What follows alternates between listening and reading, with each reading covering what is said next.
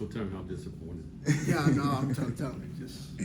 So why was it so important for you to come back and get your degree? You know, a lot of people just be like, I'm in the NFL, I'm doing good. Why was it such a priority for you? Yeah, no, I feel like it really wasn't just for me. You know, it came to a point where my fiance, my wife, now she ended up getting her degree about a year ago. And I was just like, man, that's just something that I kind of want to do. You know, I kind of felt left out, you know. And so, you know, and then also thinking about bringing kids into the world. And I just feel like it just sets a standard in the household of, you know, mom and dad were able to get their degrees and to be able to see their, you know, degrees hanging up. And, you know, I just feel like it just sets a standard, you know, like this is what you should do, this is what you can do.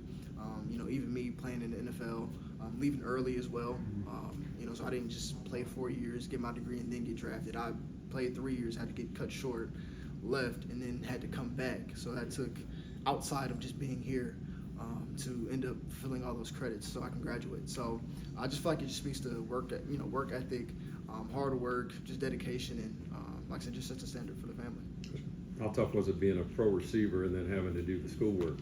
You're thinking, I'm done with schoolwork. I'm a pro now, and you still got to do some schoolwork. Yeah, I mean, it wasn't that bad, honestly, because I was unique as far as just our class. The 2020 class came in during COVID.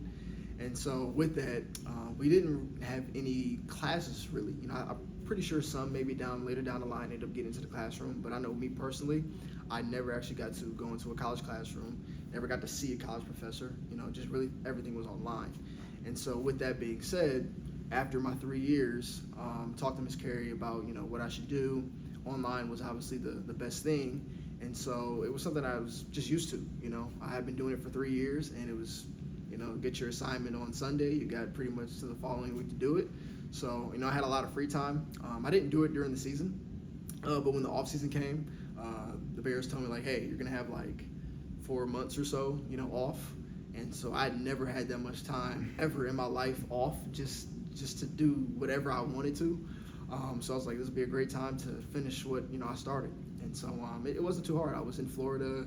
I went to the Super Bowl in Vegas, Arizona. I was all over the place, but even during those times of, you know, being able to relax and vacation, I had some time to sit back and, you know, finish out, you know, a lot of these assignments.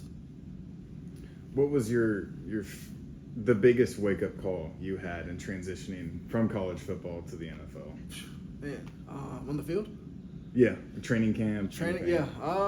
Man, that's I can go a lot of different ways with that. I feel like definitely on the field wise, I would say the knowledge of the players you're going against. Guys are just so smart, you know, which is why you see guys lasting 8 to 10 years, you know, in the NFL, even plus playing into their 30s. I'm going against older DBs that, you know, I may be faster than, but it's just, you know, the guys talk about the speed of the game and how it changes. And one thing I've noticed is that it's not necessarily like I catch the ball and I'm running and this guy's fast enough to catch me. It's his mind is faster than my legs. Mm-hmm. And so, you know, that's how guys are just able to, you know, last so long. Guys are so smart. And so it's like, man, how did this guy know what I was doing? Or they end up running the route for you. So it's definitely just the knowledge and the anticipation and the experience for sure on the field. And then off the field, I was just surprised kind of how laid back it was.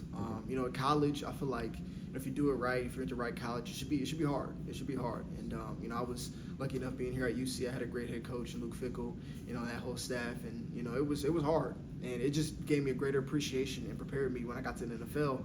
It kind of shocked me how more laid back it was, and I was like, man, it just made everything feel a lot easier transitioning. How invested are you in the Bearcats now that you have a degree? Because there are guys who have played at Cincinnati but maybe didn't get their degrees, although I think everyone in the NFL now, the stat is all you guys have degrees. Yep. That's a pretty cool thing. No, that is a really cool thing. You know, as far as UC, I mean, I'm always going to have a special place in my heart for them. I just ended up doing my man cave at home, and I got a nice like 8 by 10, you know, foot UC rug on the floor. I got a neon light UC, you know, light on my wall hanging up. So I'm always tuning in. I also still have some teammates that I came in with that are still in the team, like Gavin Gerhardt.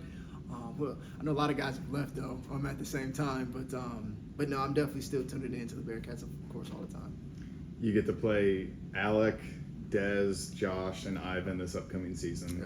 Yeah. How Like, do you have to take a step back and realize, like, I played with a lot of good players that you see, and it's so awesome that we're all in the NFL together? No, for sure. Every time I come across those guys, it's just like, man, it feels special because, like, man, we had something together. We did something together that was special. And so I feel like that connection just naturally happens when you see guys after the game and you ask for the jersey or you're just talking to them. I feel like it's just like a natural connection to, like, man, like, remember what happened in college, like, remember what we did. And so it's special. And then you're going out and competing. I remember Ivan last year, I think it was on a kickoff. I remember we were just kind of looking at each other. He started pointing at me, I started pointing at him. And it was just fun, man. We ended up running down to the kickoff and just started playing with each other. So I think it's just special every time you see one of the kind of your old teammates. So apparently your first touchdown was Miami. But Yeah. take me through that, because a lot of people saw it. It was second play, and Yeah. there goes Mr. Scott to the end. Yeah. So like I said, it was my first start that year, my sophomore year. Year we made it to the playoffs. So we were, obviously hoping for a big year with a whole bunch of guys coming back. Obviously, the previous year we lost to Georgia in the Peach Bowl. And I think it was a Peach Bowl record, 51-yard walk-off field goal.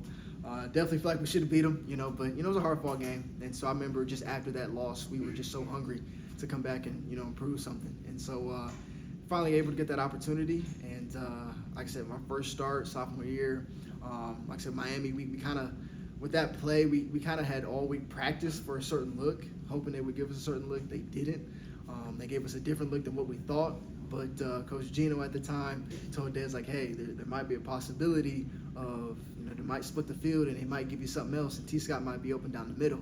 That's exactly what they gave us. And so I just remember breaking free, and I remember there was nobody in front of me. I'm wide open. And so I'm like, in my head, I'm like, man, this ball is probably coming to me. And so I look up in the air. It's pretty high. Dez threw a great ball. And I'm like, man, this thing is up in the air. And I'm wide open, too. So I was like, man, I got to catch it. So I ended up catching it and getting into the end zone. I just remember the place was wild, erupting. I remember just seeing videos and GIFs of it.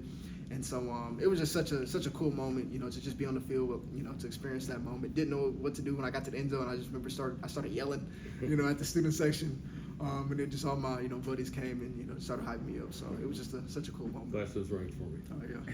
What's it been like to learn from Keenan Allen, who's one of the most respected and most talented receivers in the last 10 years of the league? Yeah, no, I mean, just being around him, you see things online and you see like little, clips and things of that nature, but just being around him every day, you just like, he's one of those guys where you just shake your head, and as a football player, like, you watch him, it's like, man, how was he able to do that, and it's just like, how did you even think to do that, Yeah. It's like, I wouldn't even thought to like run it that way, and so I was able to train with him a little bit this past offseason in LA.